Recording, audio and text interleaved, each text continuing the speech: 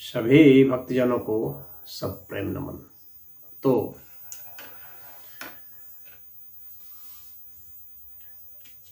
कठोपनिषद की शुरुआत करने जा रहा हूँ।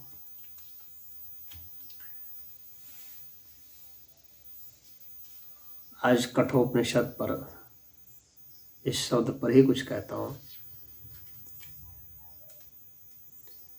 तो यह जो है यजुर्वेद की, और यजुर्वेद में भी कृष्ण यजुर्वेद जो है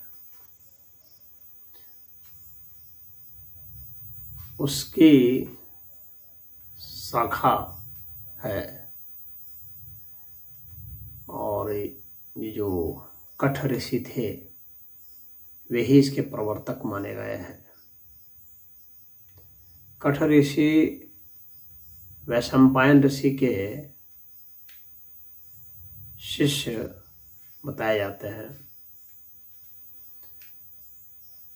कठ का अर्थ तो कठिनाई होता है। तो यह जो उपनिषद है, यह तो उपनिषद, अब कठ में उपनिषद जुटा हुआ है, तो यह उप धातु जो है नि उपसर्ग पूर्वक क्विप प्रत्यांत करके हुआ है। और इसमें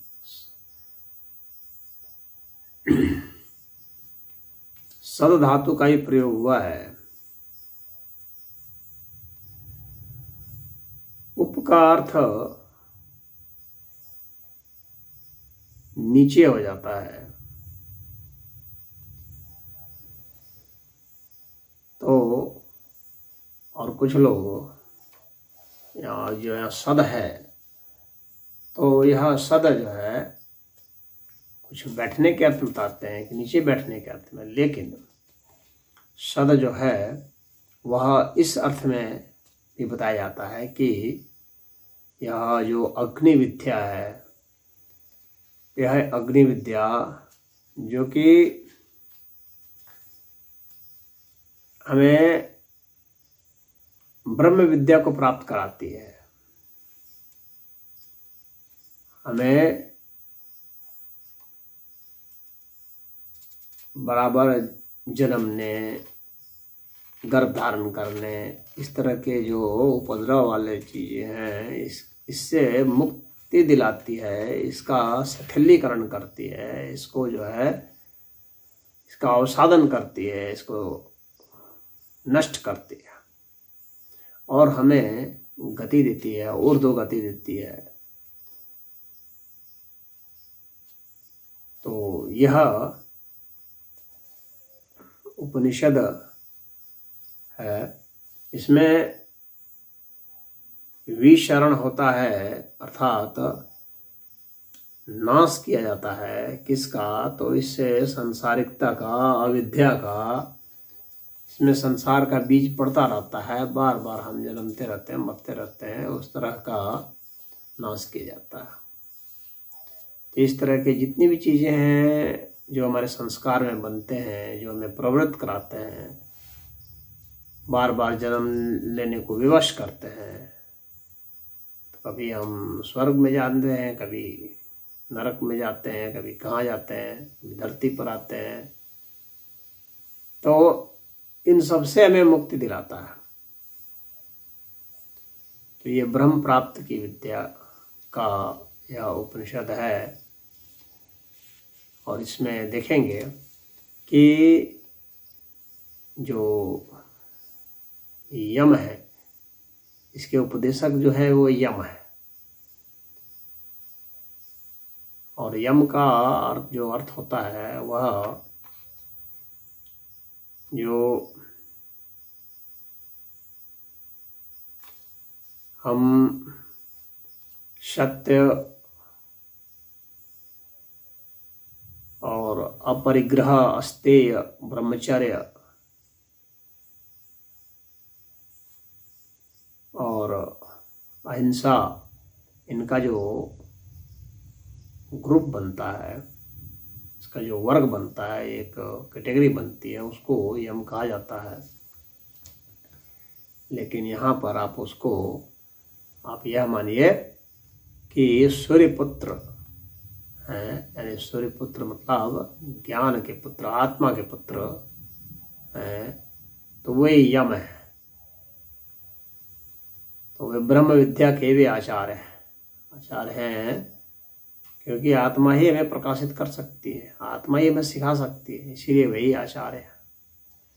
तो यहाँ कथा यह है कि वह जो आचार्य हैं यम, तो उनका संवाद है किसके साथ? तो नचिकेता के साथ संवाद है। नचिकेता एक बालक है जिसका संवाद हो रहा है, वो आगे हम लोग देखेंगे। अभी तो शुरुआत ही, खाली इस शब्द के विषय में ही बतलाना उद्देश्य है यहाँ पर। तो इसमें जो है ब्रह्म विद्या का उपदेश होगा, और इसमें संवाद के रूप में यही है कि नचिकेता पूछेंगे, नचिकेता बालक ऋषि हैं, तो वे पूछेंगे और यम जो है वो उत्तर देंगे। तो नचिकेता यहाँ शिष्य हैं और यम जो है गुरु हैं, और वे मृत्यु के भी देवता माने जाते हैं। तो जो मृत्यु के सामने में अडिग खड़ा है, यहाँ नचिकेता जो है मृत्यु सामने में अडिग खड़ा है और बेहिचक खड़ा है और डर नहीं रहा है। तो मृत्यु ही उसे उपदेश दे रही है, अर्थात मृत्यु के देवता उसे उपदेश दे रहे हैं। कहने का मतलब यह है कि जब हम मृत्यु के सामने में अडिग होकर के खड़े हो जाते हैं बिना भय के, और खाली खड़े ही नहीं हो जाते हैं बल्कि हम उसमें इंट्रोस्पेक्शन करते हैं, जानने की कोशिश करते हैं, उसके रहस्य को जानने की कोशिश करते हैं, तो मृत्यु खुद ब खुद रहस्य खोल देती है। मृत्यु खुद हमें बता देती है कि वास्तव में ये जीवन क्या है, मृत्यु क्या है, और जीवन और मृत्यु के पार क्या है। तो अगर जीवन और मृत्यु के पार जाना है तो मृत्यु ही वह रास्ता है, मृत्यु ही रहस्य खोल सकती है। तो इसलिए मृत्यु पर ही ध्यान करना है, मृत्यु पर ही अनुसंधान करना है। और मृत्यु पर अनुसंधान करना है किस लिए? जन्म और मृत्यु का रहस्य जानने के लिए भी, और जन्म और मृत्यु से परे जाने के लिए भी। तो उस परे का भी रहस्य जानना है, इसी से स्वर्ग का भी रहस्य जानना है, नरक का भी, सबका रहस्य जानना है, और वो मृत्यु से ही संभव है। और मृत्यु के सामने में अगर हम अडिग हैं और मृत्यु से साक्षात कर रहे हैं, संवाद कर रहे हैं, उसके रहस्यों को हम सुलझाने की कोशिश कर रहे हैं, यानी उससे डर के भाग नहीं रहे हैं बल्कि शोध कर रहे हैं उस पर, तब जाकर के मृत्यु रहस्य खोल देती है। कड़ी परीक्षा लेने के बाद तो व्यक्ति को ज्ञान हो जाता है। तो मृत्यु ही ज्ञान दे देती है हमें। तो यह इसका एक सेंट्रल आपको मैंने वो बताया। अब विशेष अब इसमें अब क्या क्या रहस्य मृत्यु खोलेगी वो तो हम लोग इस उपनिषद को जैसे जिससे जानेंगे। अब वैसे वैसे हम समझते जाएंगे। और यह जो उपनिषद है काफ़ी लोकप्रिय उपनिषद है, और यह तो सिलेबस में भी है, जो बच्चे पढ़ते हैं संस्कृत वगैरह उनके सिलेबस में भी है। और यह बहुत ही ज़्यादा